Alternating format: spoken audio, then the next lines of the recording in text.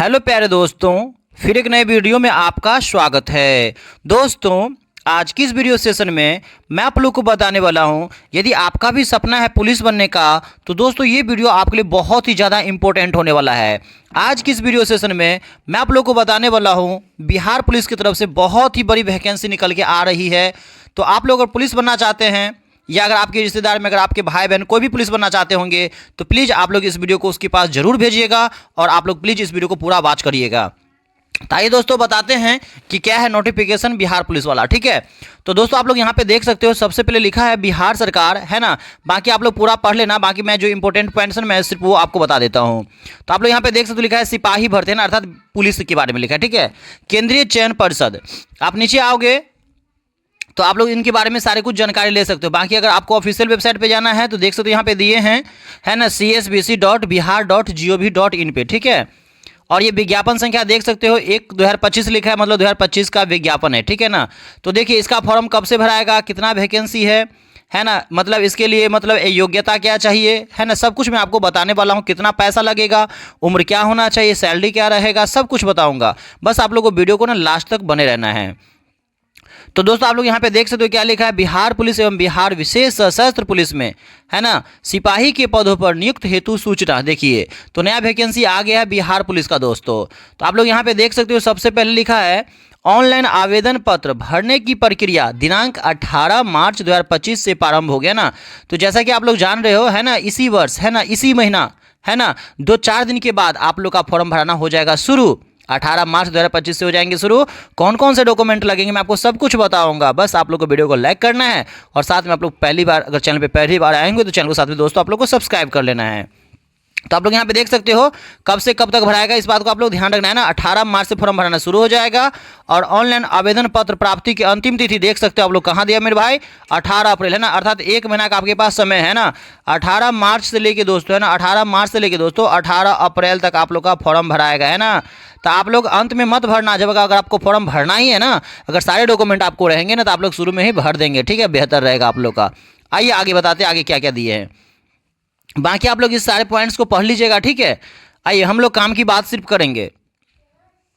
तो दोस्तों आप लोग यहाँ पे देख सकते हो, अब लिखा है कितना, है ना, पद पे रिक्ति है, मतलब कितने सीट पे वैकेंसी है। ठीक है ना, तो सबसे पहले आप लोग यहाँ पे देख सकते हो दोस्तों, है ना, वेतनमान लेवल 3, है ना, मतलब कितना सैलरी मिलेगा, तो देख सकते हो लेवल 3 वाला सैलरी मिलेगा। अर्थात दोस्तों आप लोग का जो सैलरी होगा ना वो 21,700 रुपया से लेके, है ना, 69,100 रुपया तक हो सकता है। अच्छा खासा सैलरी है, देख सकते हो दोस्तों आप लोग।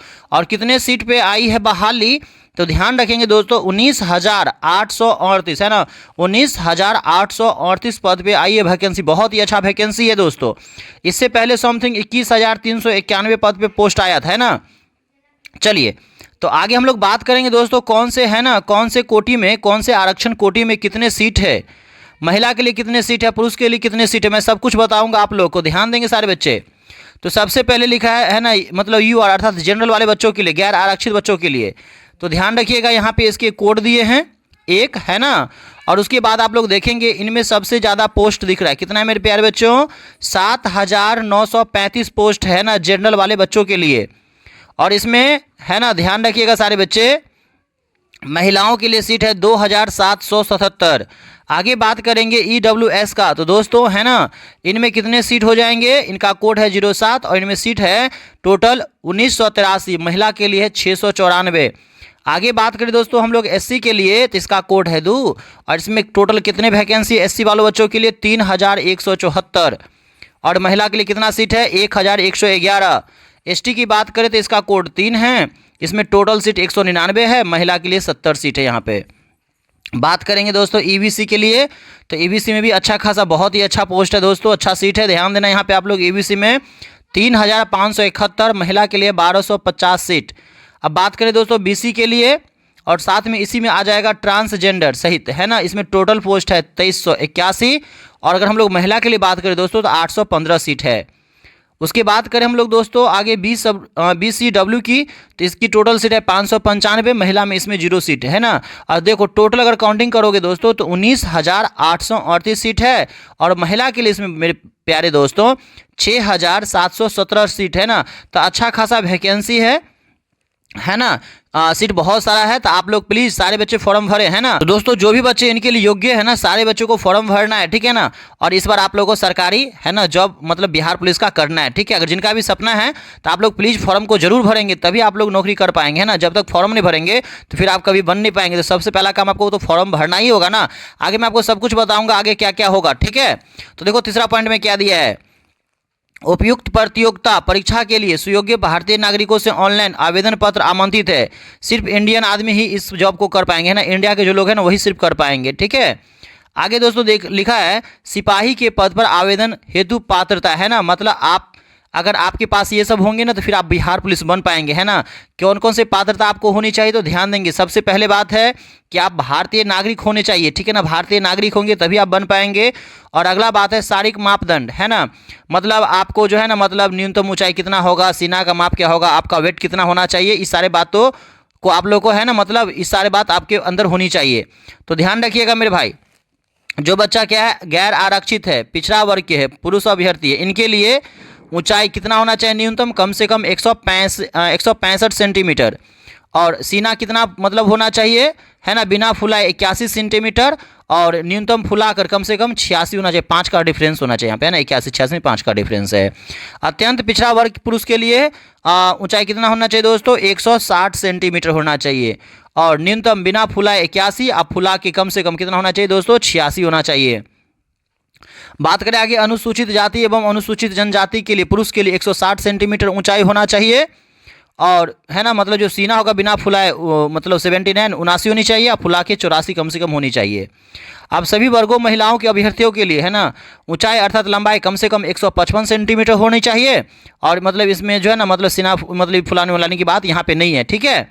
चलिए आगे देख सकते हो, फुलाने के बाद सीना की माप में कम से कम 5 सेंटीमीटर का अंतर होना अनिवार्य है दोस्तों। आगे लिखा है सभी वर्गों के महिला अभ्यर्थी के लिए न्यूनतम वजन 48 किलोग्राम होना आवश्यक है ना दोस्तों। कोई भी महिला होंगे, है ना, कोई भी महिला होंगे, इनका वजन कम से कम 48 केजी होना चाहिए, 48 केजी होना जरूरी है, तभी आप बिहार पुलिस बन पाएंगे। और ध्यान रखेंगे दोस्तों जो भी ट्रांसजेंडर अभ्यर्थी है ना उनके लिए शारीरिक मापदंड महिला अभ्यर्थियों के समान होंगे, है ना। जो भी मतलब ट्रांसजेंडर है, जो महिला के लिए जो कैटेगरी है ना मतलब जो भी मतलब वो सारे वो ट्रांसजेंडर के लिए होंगे। आगे तीसरा पॉइंट दिया शैक्षणिक अर्हता, है ना, मतलब कहाँ तक आप पढ़े लिखे होंगे तो आप लोग इस फॉर्म को फिल कर पाएंगे। तो ध्यान देंगे दोस्तों सिपाही के पद के लिए शैक्षणिक अर्हता कम से कम इंटरमीडिएट होनी चाहिए। अगर आप 10+2 किए हुए हैं ना, अगर आप 12th पास आउट है दोस्तों तो इस बार 100% आप लोग इस फॉर्म को जरूर भरेंगे, है ना। चलिए आगे लिखा है आप किसी भी बोर्ड से हो, बिहार बोर्ड से हो, मदरसा बोर्ड से हो, मौलवी प्रमाण पत्र हो, अथवा बिहार राज्य के संस्कृत बोर्ड द्वारा निर्गत, है ना, शास्त्रीय अंग्रेजी सहित अथवा आचार्य अंग्रेजी रहित प्रमाण पत्र अथवा राज्य सरकार द्वारा मान्यता प्राप्त अन्य समकक्ष शैक्षणिक अर्हता होगी तो आप लोग इसके लिए है ना रेडी हो, आप लोग भर सकते हो। अब उम्र कितनी होनी चाहिए मेरे भाई, अगर आप 10+12 किए हुए हैं तो आप लोग इस फॉर्म को जरूर भरिएगा।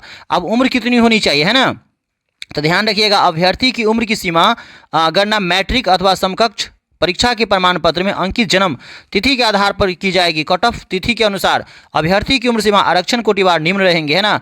आपका जो एज काउंटिंग होगा ना, जो मैट्रिक के सर्टिफिकेट में होगा ना, वही एज आपको देखा जाएगा, वही एज आपके है ना मतलब यहाँ पे होगा। तो यहाँ पे लिखा है गैर आरक्षित अर्थात जनरल वाले बच्चों के लिए कम से कम उम्र 18 वर्ष होनी चाहिए और अधिकतम उम्र कितनी होनी चाहिए, 25 वर्ष होनी चाहिए ना। अगर आप 18 से 25 वर्ष के बीच में हैं, अगर आप जनरल वाले हैं तो आप लोग इस फॉर्म को फिलअप कर पाएंगे। और एज कब से कब काउंटिंग होगा मैं आपको इसी वीडियो में आगे बताने वाला हूं। दूसरा पॉइंट पिछड़ा वर्ग कोटि एवं अत्यंत पिछड़ा वर्ग कोटि, है ना, पुरुषों के लिए अधिकतम उम्र सीमा में 2 वर्षों की शिथिलीकरण मतलब छूट दी जाएगी। यानी न्यूनतम उम्र आपका 18 वर्ष कम से कम किसी भी कैटेगरी से हो दोस्तों तो आपका उम्र 18 वर्ष होनी चाहिए। और अधिकतम उम्र कितनी होनी चाहिए आपके 27 वर्ष होनी चाहिए ना। अगर 18 से 27 के बीच है तो आप लोग इस फॉर्म को फिलअप कर पाएंगे। तीसरा पॉइंट ध्यान देंगे पिछड़ा वर्ग एवं अत्यंत पिछड़ा वर्ग की कोटि महिलाओं के लिए अधिकतम उम्र सीमा में 3 वर्षों है ना का मतलब शिथिलीकरण मतलब छूट दिया जाएगा। यानी 18 वर्ष से लेकर अगर आप 28 वर्ष के बीच में हैं महिला सब तो आप लोग इस फॉर्म को फिल कर पाएंगे। अगला दोस्तों अनुसूचित जाति एवं अनुसूचित जनजाति, है ना, SC ST होंगे तो पुरुष एवं महिलाओं में और ट्रांसजेंडर के लिए अधिकतम उम्र 5 वर्षों का शिथिलीकरण मतलब 5 वर्षों का आपको छूट दिया जाएगा। अगर आपका उम्र दोस्तों 18 वर्ष से लेके है ना अगर 30 वर्ष के बीच में तो आप लोग इस फॉर्म को फिल कर पाओगे। आप एज कहाँ से कहाँ काउंटिंग होगा मैं आपको आगे बताने वाला हूँ।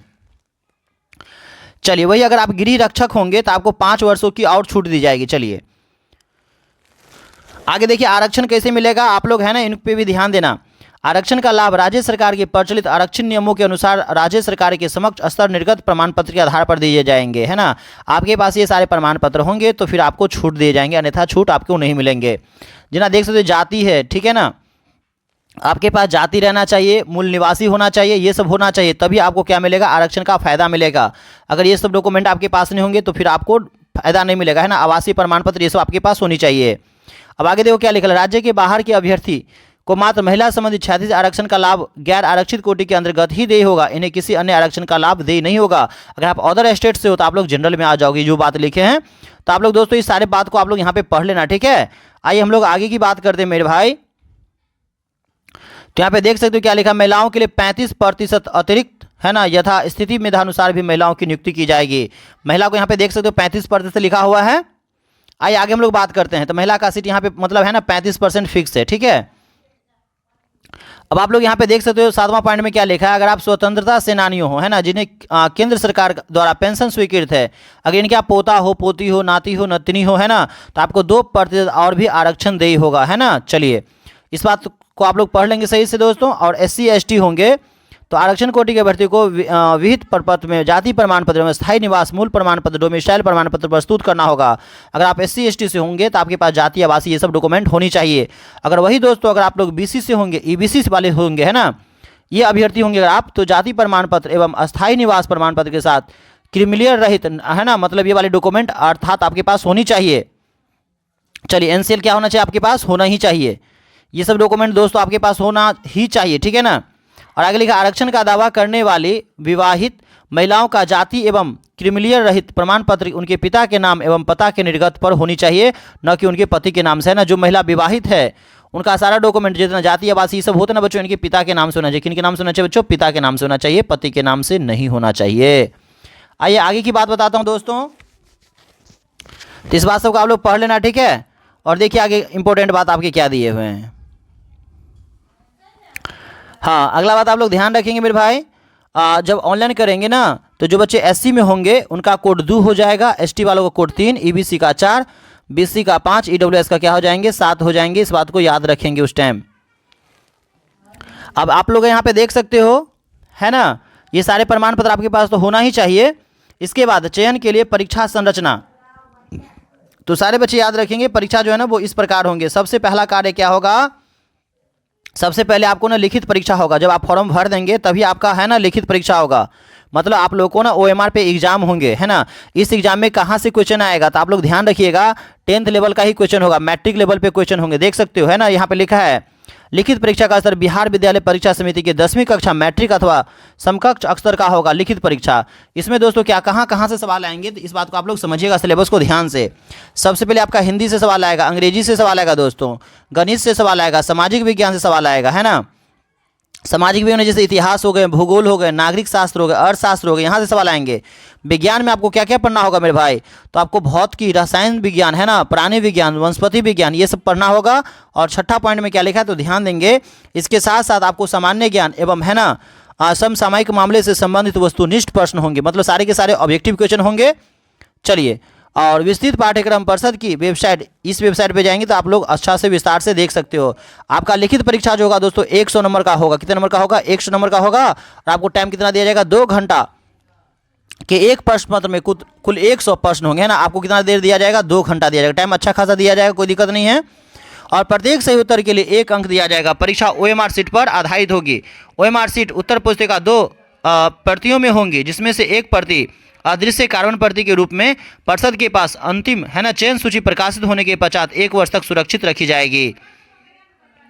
चौथा में देखिए दोस्तों क्या लिखा है, लिखित परीक्षा 30% से कम अंक प्राप्त करने वाले अभ्यर्थी शारीरिक दक्षता परीक्षा के लिए असफल घोषित किए जाएंगे। जिनका 30% से नीचे आएगा ना, जिसके 30% से नीचे आएंगे ना, उन लोगों को, है ना, आगे की प्रक्रिया के लिए नहीं बुलाया जाएगा। तो ये जोड़ने की अगर आपका 30% आ जाएगा तो आपको बुलाया ही जाएगा, ऐसा नहीं होगा, है ना। जितना कट ऑफ जाएगा उसके बाद ही आपको बुलाया जाएगा 5 गुना पे, ठीक है। तो देख सकते हैं यहाँ पे लिखा है लिखित में क्या होगा, 5 गुना अभ्यर्थियों को रिजल्ट दिया जाएगा। तो दोस्तों आप लोग देख सकते हो जितना वैकेंसी है उसका 5 गुना रिजल्ट दिया जाएगा, अर्थात 19,000 मान लो 831, है ना, मतलब सीट है। 838 सीट है समथिंग, तो इसको 5 से गुना कर दो, है ना, लगभग 19 पंचे 95, है ना, 19 पंचे 95, मतलब लगभग 1 लाख आसपास, है ना, लगभग 1 लाख बच्चों को, है ना, मतलब फिजिकल के लिए बुलाया जाएगा, ठीक है ना, 5 गुना रिजल्ट दिया जाएगा जो लिखा है, ठीक है ना। और आगे लिखा है, ध्यान देंगे, लिखित परीक्षा का अंतिम मेधा सूची का आधार नहीं होगा। आप लोग रिटेन में अगर अच्छा नंबर आ जाएंगे तो उससे जॉब नहीं मिलेगा, उससे सिर्फ आपको क्या किया जाएगा, शारीरिक दक्षता पर परीक्षा के लिए क्वालिफाइंग हुआ मतलब हो जाएगा, आप शारीरिक मतलब परीक्षा के लिए आप रेडी हो जाएंगे, ठीक है। तो पहला परीक्षा आपको क्या करना होगा, रिटेन आपको पास करना होगा। उसके बाद दूसरा चरण क्या होगा, तो आपका अब होगा, है ना, पीईटी अर्थात शारीरिक दक्षता परीक्षा होगा ना, मतलब ये फिजिकल आपका होगा। अब लिखित परीक्षा के आधार पर उम्मीदवारों को निर्धारित अनुपात में शारीरिक दक्षता परीक्षा के लिए बुलाया जाएगा, है ना। पहले आप परीक्षा देंगे, अगर आपका अच्छा नंबर आएगा तो फिर आपको मतलब बुलाया जाएगा शारीरिक परीक्षा के लिए। अभ्यर्थी को शारीरिक दक्षता परीक्षा में सम्मिलित होना एवं इसमें सफल होना अनिवार्य होगा, है ना। एग्जाम के बाद आपको मतलब जो ये होगा ना शारीरिक फिजिकल मतलब फिजिकल को भी आपको क्वालिफाइंग करना होगा। तीसरा, शारीरिक दक्षता फिजिकल के न्यूनतम निर्धारित मानदंड में कोई छूट अनुमान्य नहीं होगा, है ना। आगे महिला अभ्यर्थियों को शारीरिक दक्षता परीक्षा समय गर्भवती न होने का घोषणा पत्र देना अनिवार्य होगा। गर्भवती महिलाओं को शारीरिक दक्षता परीक्षा में भाग लेने की अनुमति नहीं होगी, है ना। जो मतलब प्रेग्नेंट होंगी, गर्भवती महिला होगा, वो इसमें क्या करेंगे, फिजिकल में वो भाग नहीं लेंगी, ठीक है ना। बाकी रिटेन दे सकती हैं आप, लेकिन फिजिकल में आपको मतलब भाग नहीं लिया जाएगा, है ना, नहीं देंगे आप।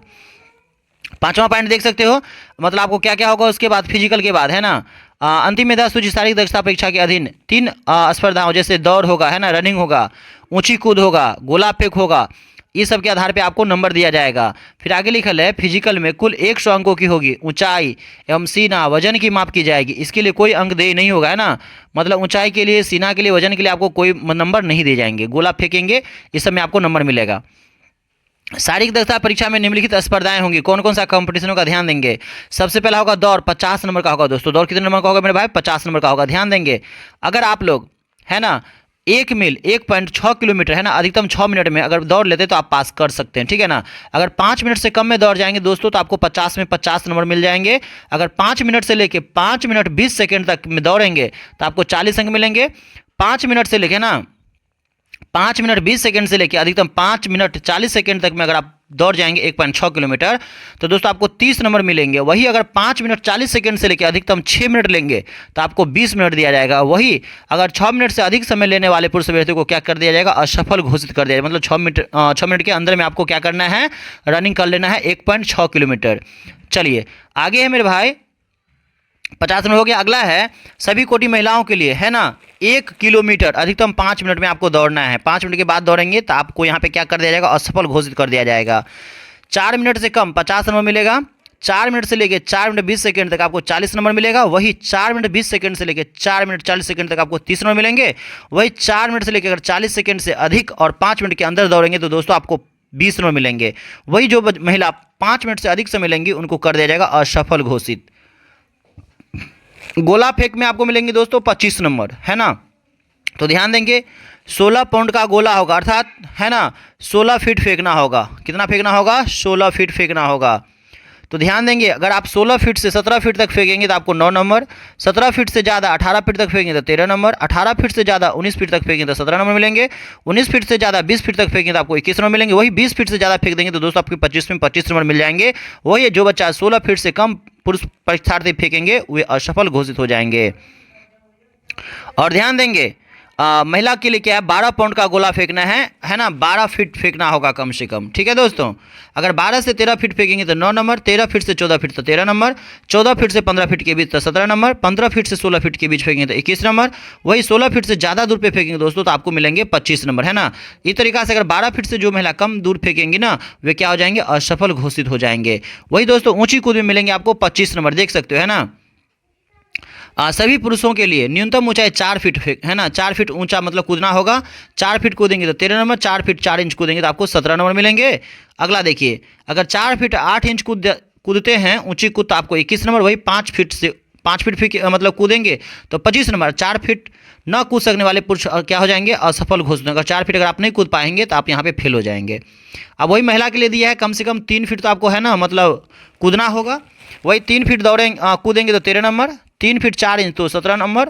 3 फीट 8 इंच तो 21 नंबर। 4 फीट कूदेंगे तो 25 में 25 नंबर आपको मिल जाएंगे, ठीक है। और 3 फीट से कम ऊपर कूदेंगे तो आप हो जाएंगे असफल घोषित।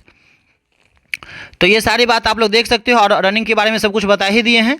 अब तृतीय चरण में क्या होगा, आप लोग को दस्तावेज का सत्यापन, डॉक्यूमेंट का क्या हो जाएगा दोस्तों, आपके सत्यापन होंगे, सब कुछ सही पाए जाएंगे, है ना। तो फिर आप लोग का हो सकता है आपका, है ना, मतलब कट ऑफ अगर आप उतना ले आते तो आप लोग को हो जाएंगे, मतलब आपको जॉब मिल जाएंगे फिर। तो देख सकते हो ये सारे डॉक्यूमेंट फिर आपको रहने चाहिए, है ना, जैसे आधार कार्ड, इसमें इसको एक रहना चाहिए, जन्म तिथि प्रमाण पत्र मैट्रिक वाला में रहना चाहिए, और इंटरमीडिएट या समकक्ष परीक्षा आप उत्तीर्ण होंगे, इंटरमीडिएट समकक्ष परीक्षा का अंक पत्र आपको चाहिए, है ना। SC ST आरक्षण वर्ग के अभ्यर्थियों के लिए जाति प्रमाण पत्र एवं आवास प्रमाण पत्र आपके चाहिए। BC EBC वाले बच्चों के लिए आपको क्या चाहिए, तो ये डॉक्यूमेंट चाहिए ना, जाति प्रमाण पत्र चाहिए, आवास प्रमाण पत्र चाहिए, एवं क्या चाहिए मेरे भाई, ये चाहिए आपके, है ना, क्या चाहिए, क्रिमिनल रहित प्रमाण पत्र चाहिए, ये सब होनी चाहिए आपके, है ना। विगत 1 वर्ष से पूर्व का निर्गत क्रिमिनल रहित प्रमाण पत्र होने पर सामान्य प्रशासन विभाग द्वारा क्या हो जाएगा, ये हो जाएंगे, ठीक है ना, मतलब 1 साल के अंदर वाला रहेंगे तो ज़्यादा बेहतर रहेगा। तो दोस्तों ये सारे कुछ आप लोग देख लेंगे। तो वीडियो थोड़ा लंबा हो रहा था, तो दोस्तों हम लोग आज की वीडियो को ना यहीं पे क्या करेंगे, समाप्त करेंगे। बाकी अगर आपका कोई भी अगर, है ना, मतलब समस्या होगा तो आप लोग कमेंट करके मुझे ज़रूर बता दोगे, है ना। और बता दें दोस्तों कि फॉर्म का फीस कितना लगेगा, है ना। तो ध्यान दीजिएगा सारे बच्चे, अनुसूचित जाति अनुसूचित जनजाति आरक्षण कोटि के लिए कितना रुपया लगेगा, सिर्फ 180 रुपया लगेगा। और राज्य के मूल निवासी सभी वर्ग कोटि अभ्यर्थियों महिलाओं के लिए भी 180 रुपया लगेगा। आप किसी भी कैटेगरी से हो, सभी महिला को सिर्फ 180 रुपया लगेंगे। ट्रांसजेंडर अभ्यर्थियों के लिए सिर्फ 180 रुपया लगेंगे। वही अगर हम लोग, है ना, किसी भी पुरुष से हो आप, बाकी जो मतलब SC ST बस को छोड़ देंगे ना, तो जो बाकी के पुरुष है ना, उनको कितना रुपया लगेंगे, तो 675 रुपया लगेंगे दोस्तों, है ना। ऑनलाइन कराने का, आप पहले ऑनलाइन करवाइएगा तभी आप लोग का एग्जाम होगा, फिर आप लोग, है ना, मतलब पुलिस बन पाएंगे। और याद रखेंगे न्यूनतम उम्र के लिए दिनांक, है ना, मतलब अगर आपका 1 अगस्त 2025 तक अगर आपका 18 वर्ष पूरा है फिर भी आप फॉर्म भर पाएंगे, है ना। अगर मान लो अभी तो देख ले 17, है ना, वर्ष और कुछ महीना हो रहा है, अगर आपका अगस्त में मान लो 18 साल पूरा रहा है फिर भी आप लोग इस फॉर्म को भर सकते हो, क्योंकि एज काउंटिंग होगा कम से कम 1 अगस्त 2025, है ना, 2025 से 18 वर्ष आपको पूरा देना है। वही दोस्तों अगर हम लोग बात करें अधिकतम उम्र के लिए, तो आप लोग यहाँ पे देख सकते हो क्या लिखा है, अधिकतम उम्र के लिए बिहार पुलिस एवं बिहार विशेष सशस्त्र पुलिस में सिपाही पद पर नियुक्त के लिए पिछला विज्ञापन 1/2023 में कट ऑफ तिथि 1/8/2022 होने के कारण सामान्य प्रशासन विभाग, है ना, सरकार, ये सब लिखे देख सकते हो। तो मतलब आपका जो मतलब, है ना, मतलब अधिकतम उम्र जो जोड़ा जाएगा ना बच्चों, मतलब जो पिछला विज्ञापन आया था 2023 में, वही वाला कट ऑफ मतलब आपको जो मतलब एज आपको काउंटिंग किए जाएंगे 2023 तक, है ना। चलिए, तो अगर आपको मान लो अगर 2025 में भली अगर आपका 25 साल 30 साल हो रहा है, उससे कोई मतलब नहीं, 2023 तक अगर आपका, है ना, उम्र अगर पूरा हो रहा है फिर भी दोस्तों आप लोग इस फॉर्म को क्या कर सकते हो, भर सकते हो। तो ये सारी चीज़ आप लोग कर लेंगे। और आप लोग का लास्ट डेट क्या रहेगा, तो 18 अप्रैल, है ना, 18 अप्रैल को फॉर्म भरने का लास्ट डेट रहेगा, इस बात को आप लोग याद रखेंगे। 18 मार्च से शुरू हो जाएगा फॉर्म भरना और 18 अप्रैल को क्या हो जाएंगे, खत्म हो जाएंगे, तो इस बात को आप लोग याद रखिएगा। चलिए, तो आप लोग यहाँ पे देख सकते हो ऑनलाइन करने की तिथि 18 मार्च 2025 और अंतिम तिथि क्या रहेंगे, 18 अप्रैल 2025 रहेंगे, ठीक है दोस्तों। तो ये वीडियो ऐसे भी आप बहुत थोड़ा लंबा हो रहा था, तो मैं सोच रहा था वीडियो को यहीं पे करेंगे समाप्त। बाकी वीडियो अगर आपको थोड़ा ही पसंद आया होगा तो प्लीज़ वीडियो को लाइक करना, और साथ में आप लोग चैनल पे पहली बार आएंगे तो चैनल दोस्तों आप लोग सब्सक्राइब कर देंगे, ठीक है। बाकी ये वाली PDF मैं आपको टेलीग्राम में MS डुबरी पे भेज दूंगा, आप लोग वहाँ से इसको क्या कर सकते हो दोस्तों, पढ़ सकते हो। तो सारे बच्चों को बाय बाय, टेक केयर।